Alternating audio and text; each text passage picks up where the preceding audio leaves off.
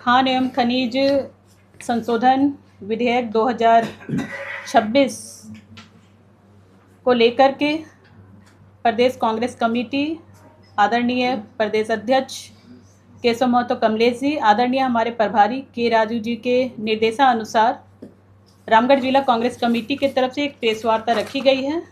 जैसा कि आप सभी जान रहे हैं कि खान एवं खनिज अधिनियम 2026 किस तरह से केंद्र सरकार के द्वारा एक थोपा गया, एक विधेयक लाया गया। अपने बहुमत का गलत उपयोग उन्होंने लोकसभा राज्यसभा में किया और महामहिम राष्ट्रपति के समक्ष उन लोगों ने कानून के लिए भेजा है, जिसके कड़े शब्दों में कांग्रेस पार्टी इसकी निंदा करती है। चूँकि हमारा ये झारखंड खनिज संपदा झारखंड है और ये झारखंड लड़ करके यहाँ के वीरों ने लिया है, और आज हमेशा से देखा गया है केंद्र में बैठी भाजपा सरकार जितने भी राज्य केंद्र शासित राज्य हैं और जहाँ जहाँ उनके अपने दल के लोग या उनके सीएम नहीं है या उनका राज्य उनके अधीन नहीं है, वैसे वैसे जगहों पर हमेशा से एक सौतेला व्यवहार उनके द्वारा किया गया है, भाजपा सरकार के द्वारा। और आज उनकी नज़र हमारे झारखंड में भी है। आपने ये भी देखा कि हमारे झारखंड के यशस्वी मुख्यमंत्री आदरणीय हेमंत सोरेन जी के तरफ से किस तरह से जैसे ये विधेयक आया उनके माध्यम से तुरंत वीडियो कॉन्फ्रेंसिंग में बातें की गई, हम लोगों तक भी मैसेज उनके माध्यम से पहुंचाया गया।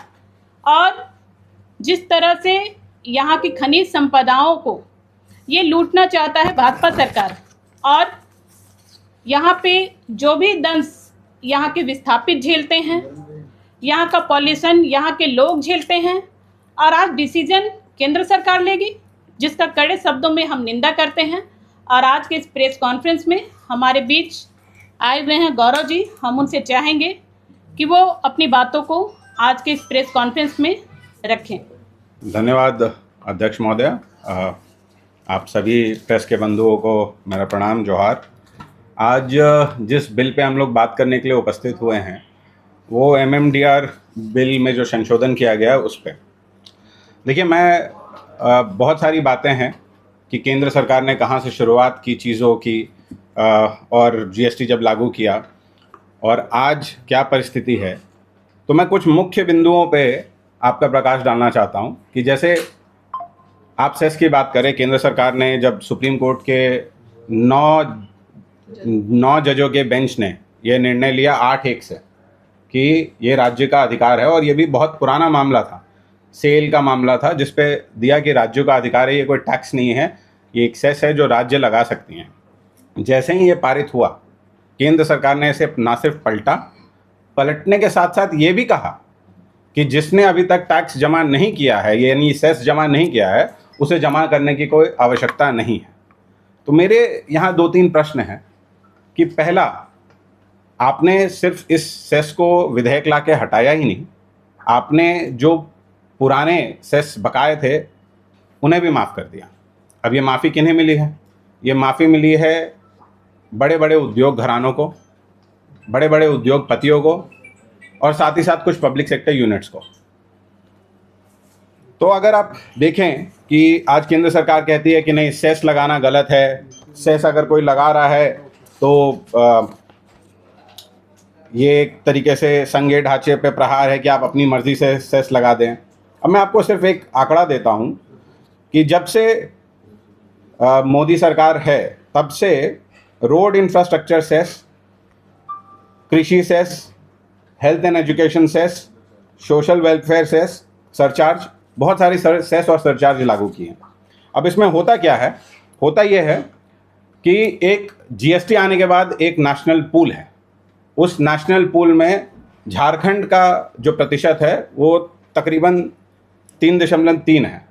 तो इसका मतलब जितना भी पैसा केंद्र सरकार में अलग अलग राज्यों से भी जीएसटी के तौर पे इकट्ठा किया जाता है, उसका 3.3% केंद्र सरकार झारखंड को देती है। अब देखिए यहाँ चालाकी कैसे की जाती है। आपने कहा कि हम जो बेसिक ड्यूटी है पेट्रोलियम प्रोडक्ट्स पे, उसको हम घटा के 1 या 2 रुपए दे रहे हैं, और ये केंद्र सरकार ने कर दिया। और उसके बदले क्या किया? 18 से 20 रुपए का सेस लगा दिया। तो जब आप 18 से 20 रुपए का सेस लगाते हैं तो वो सेस जो है वो नेशनल पूल में नहीं जाता है। इसका मतलब उसका कोई भी हिस्सा राज्य सरकारों को नहीं मिलेगा, वो पूरा का पूरा पैसा केंद्र की झोली में जाता है। तो एक हमारा नुकसान आपने वहाँ किया कि जब आप सेस लगा रहे हैं तो आप सही हैं, पर झारखंड का उसमें तकरीबन झारखंड का उसमें एक साल में 5,152 करोड़ का नुकसान है। और ये कैसे है कि जो इन्होंने सेस लगा करके अलग अलग चार्जेस दिए हैं, अगर ये सेस नहीं लगाते और बेसिक ड्यूटी पे ही रखते, तो बेसिक ड्यूटी पे रखते तो जो पैसा जमा होता नेशनल पूल में वो रहता तकरीबन 1,55,800 करोड़ राज्यों का हिस्सा। टोटल जो जमा होता वो होता 3,80,000 करोड़, जिसमें 41% राज्यों का हिस्सा है। केंद्र सरकार का सबसे बड़ा हिस्सा है उसमें, उसके बाद राज्यों का हिस्सा है। तो वो पैसा आता है तकरीबन 5,152 करोड़ झारखंड के हिस्से में प्रति वर्ष। आपने वो पैसा छीन लिया। उसके अलावा जो सुप्रीम कोर्ट ने कहा था कि 2005 के बाद से राज्य सरकार सेस का पैसा, जितनी भी कंपनियां यहाँ काम कर रही हैं, चाहे CCL हो, BCCL हो, ECL हो, सेल हो और जिंदल हो, बाकी जितनी भी कंपनी काम कर रही है उससे सरकार वसूल सकती है। वो आंकड़ा 1,36,000 करोड़ का था। आपने वो पूरा का पूरा केंद्र सरकार ने विधेयक ला करके वो 1,36,000 करोड़ माफ कर दिया। MMDR संशोधन के बाद जो राज्य सरकार ने अपने सेस से 14,000 करोड़ का प्रोविजन रखा था वो भी हटा दिया गया। और टोटल अगर आप इसको करेंगे तो प्रति एक वर्ष 19,152 करोड़ रुपए झारखंड को नुकसान हो रहा है प्रति एक वर्ष। और आज तक का जो टोटल, इसके पहले का जो नुकसान हुआ था, जो सेस लागू था पर हम वसूल नहीं पाए, वो 1,36,000 करोड़ था। तो ये आंकड़े मैंने आपको इसलिए दिए, इसकी कॉपीज भी मैंने आपको दी हैं, इसलिए दिए ताकि आप ये समझ सकें कि इन सेस के पैसों का राज्य सरकार करती क्या है। पहली बात, आज हमारे जो पैसे थे वो हमारे पैसे हमारे पास आ नहीं रहे हैं। केंद्र सरकार किसी ना किसी कारणवश वो पैसे रोकती है। संघीय ढांचा पे ये एक तरीके का प्रहार है कि अगर जो सत्तारूढ़ पार्टी केंद्र में है उसके अगर खिलाफ कोई पार्टी राज्य में है तो मैं उन राज्यों का पैसा रोक लूँ। आप देखिए इन पैसों को सरकार खर्चा कहाँ करती है। सबसे पहले हम मैया सम्मान योजना की बात कर लें। इस पैसे से 2,500 रुपये, लगभग 50 लाख मैया सम्मान योजना के लाभुक हैं और 2,500 रुपये प्रति माह ये पैसा उनके पास जाता है। वो पैसा वो अपने बच्चों के दूध से लेकर के, पौष्टिक आहार से लेकर के, बाकी सारी चीज़ों में, घर के काम से लेकर के, शिक्षा किताबों से लेकर के सब चीज़ों में खर्चा करती है। और शिक्षा कितनी महत्वपूर्ण है, नेल्सन मंडेला जी ने कहा था, education is the biggest weapon to reform a society, कि अगर आपको एक समाज को बदलना है तो शिक्षा आपका सबसे बड़ा अधिकार है। तो आप वो मैया सम्मान योजना का पैसा यहाँ से जाता है, वृद्धा पेंशन जाती है, विधवा पेंशन जाती है, दिव्यांगजनों की पेंशन जाती है। उसके बाद मरांग होम के स्कॉलरशिप, जो झारखंड के अत्यंत गरीब बच्चे, SC ST OBC माइनॉरिटी के जो जाते हैं अपने पोस्ट ग्रेजुएशन के लिए विदेशों में, आप उनसे भी उनका अधिकार छीन रहे हैं। यहाँ जो छात्रावास खुले हैं सारे के सारे, आदिवासी छात्रावास या माइनॉरिटी के छात्रावास, वहाँ कौन जा कर के रहता है? गरीब बच्चे, गरीब घर के बच्चे जा कर के रहते हैं। तो उनकी रोटी कपड़े मकान पे ये सीधा प्रहार है केंद्र सरकार का। क्यों? क्योंकि उन्हें गरीबों का दर्द नहीं दिखता, उन्हें दर्द सिर्फ बड़े बड़े उद्योगपतियों का दिखता है। इस सेस में केंद्र सरकार के उपक्रमों के अलावा जिंदल और क्या कहते हैं हिंडाल्को जैसी बड़ी बड़ी कंपनियां भी शामिल थी। तो इस छूट का सीधा सीधा फायदा उन कंपनियों को दिया जा रहा है। मेरा प्रश्न सीधा है कि भाई देश और राज्य की जनता ज़्यादा महत्वपूर्ण है या बड़े बड़े उद्योग धंधे ज़्यादा महत्वपूर्ण है? आगे चलें तो आप देखिएगा कि बहुत सारे युवा जो पढ़ाई अपनी ढंग से नहीं पूरी कर पाते हैं आर्थिक कठिनाइयों के कारण, उनके ऊपर भी सरकार इस पैसे का इस्तेमाल करती है। बहुत सारे कल्याण विभाग की योजना है जहां आदिवासी समाज के लोगों को या माइनॉरिटी के लोगों को या वो लोग जो सोसाइटी में कमज़ोर जगह पर खड़े हैं, उन सब के लिए सरकार गाड़ी और बाकी सारी चीज़ें, ताकि वो उसे चला करके 2 पैसे कमा सकें, उसके लिए भी ये पैसा खर्च होता है। मतलब कल्याणकारी योजनाओं के लिए ये पैसा खर्च होता है। आज केंद्र सरकार ने जो प्रहार किया है, इससे ये सारे के सारी चीज़ें अधर में लटक जाएगी। यहाँ तक कि मैं आपको एक और बता देता हूँ, ये तो हो गई बाकी सारी चीज़ें जो झारखंड के गरीबों से जुड़ी हुई है और बाकी लोगों से।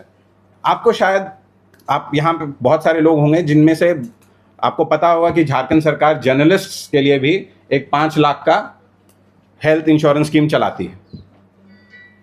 तो ये तो मतलब आपकी बात अगर मैं करूं तो आप पर भी सीधा प्रहार है।